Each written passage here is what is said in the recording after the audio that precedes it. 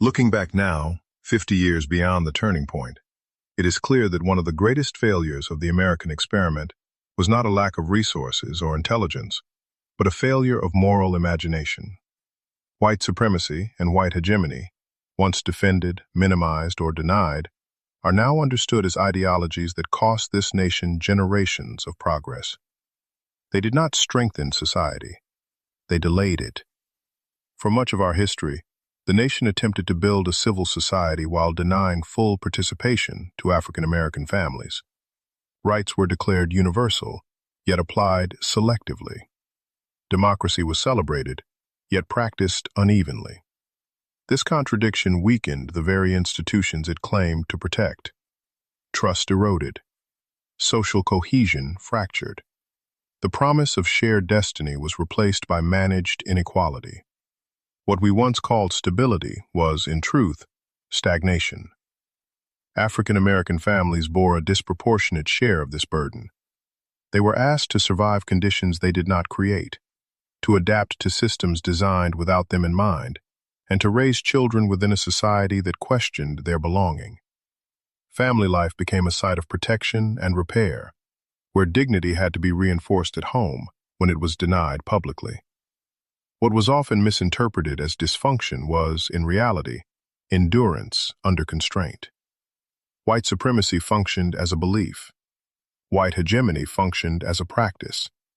Together, they shaped norms, institutions, and expectations, deciding whose knowledge counted, whose experiences were centered, and whose struggles were rendered invisible. These ideologies were sustained not only by policy, but by habit, by silence, avoidance, and the comfort of inherited advantage. Their persistence was not strong. It was fear mistaken for order. Reframing the myth of inferiority. From this vantage point, we now teach what earlier generations could not fully name. There was no black inferiority. There was trauma. There was deprivation. There was chronic stress imposed by unequal systems. Behaviors once labeled as weaknesses are now understood as adaptations, in which families protected children, preserved identity, and maintained hope under pressure. When the pressure was removed, capacity flourished. The reckoning came when the nation finally accepted a simple truth. No society can call itself civilized while requiring some families to carry the weight of injustice for others. Repair did not come from charity or from inclusion within broken systems, but from restructuring the systems themselves. Equality ceased to be symbolic and became structural. From here, the lesson is unmistakable. White supremacy and white hegemony were not traditions to be preserved, they were failures to be outgrown. They delayed nation building. They compromised morality.